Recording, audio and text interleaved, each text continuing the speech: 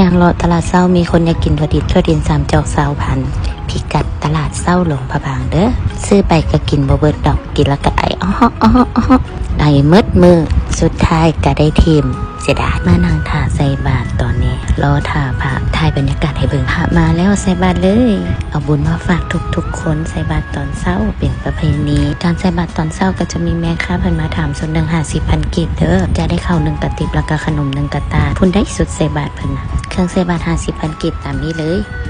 สุดระเบียงต่างๆเน้นเก็บไปเองแต่บ้านหลังจากใส่บาตรแล้วก็เลาะตลาดเช้าต่อตลาดเช้าจะอยู่ใจกลางเมืองเลยบรรยากาศค่อนข้างดีคนค่อนข้างหลายมีทั้งคนลาวและก็คนต่างชาติอาหารของฝากต่างๆก็มีหลากหลายอยู่ในตลาดนี้เลยเอาไปเจอห้านหนึ่งกำลังค้นหน้าข้าวซอยเป็นตาแซ่บแหงจุเจ้าห้านเพิ่นก็จะมีทั้งข้าวซอยข้าวเปียกมีปลาตั้งโก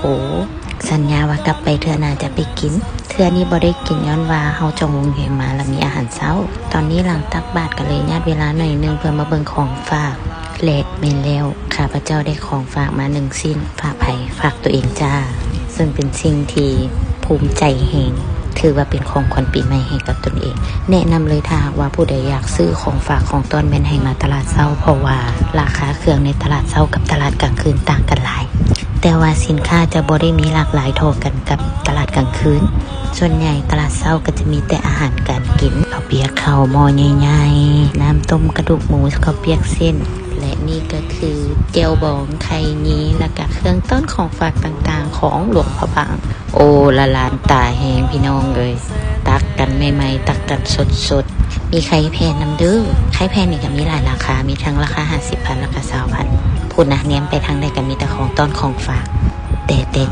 เน้นเลาะจังใดให้ได้เครื่องกินเต็มมือทำอิดกับว่าสิบ่ซื้ออย่างละได้โดยรวมของกินมีแต่แนวเป็นตาแซ่บ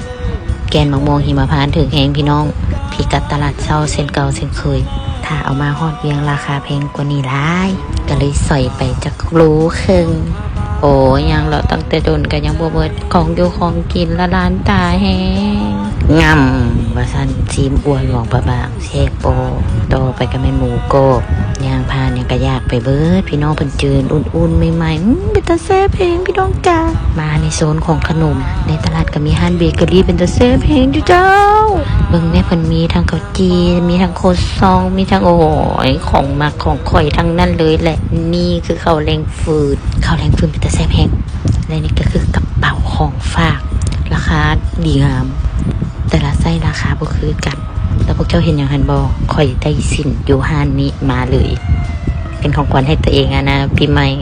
สู้กระเป๋าแต่บ่ได้กระเป๋านะจ๊ะได้สินจ้ะไปไกลมาอย่าลืมถามสินห้านเพิ่นเด้อกระเป๋าห้านนี้ก็เลิศสินห้านเพิ่นก็เลิศราคาก็เลิศไปกินข้าวยุงแฮมผู้นักของกินยุงแฮมก็เป็นตาแซ่บเอาแท้ว่าแต่หันทองก็อิ่มแล้วแต่ก็บ่ได้ยอมกินอีกข้าวซองก็อยากออมเล็ตก็อยากเฟอก็อยากสั่งมาเบิดเลยแซ่บหลังจากกินข้าวแล้วก็เปลี่ยนเครื่องไปแชะรูปกับหน้าโรงแรมหน่อยนึงแบบภาษานิยมถ่ายรูปเช็คอินหน่อยนึงตารางมื้อนี้แน่นแฮงไปต่อกันที่วัดเชียงทองใช้เวลาอยู่นี่ดนแหงต่อด้วยพระราชวังหอพระบางอยู่นี่กระดนแสนดนไปหลวงพระบางหอบนี่ก็ใกล้ช่วงเทศกาลสงกรานต์บุญปีใหม่ลาวพอดีและนี่ก็คือราชสโลที่กาเกียมเอาไว้อัญเชิญพระบางลงมาเพื่อที่จะได้แห่หดส่งในเทศกาลบุญปีใหม่ลาวที่หลวงพระบางทุกๆปีเพิ่นจะอัญเชิญพระบางลงมาหลังจากบุญปีใหม่ซึ่งปีนี้พระบางก็จะถูกอัญเชิญลงในวันที่17 เมษายน 2568อย่าลืมมาส่งพระบางด้วยทุกคนออกจากพระราชวังแล้วก็เดินทางไป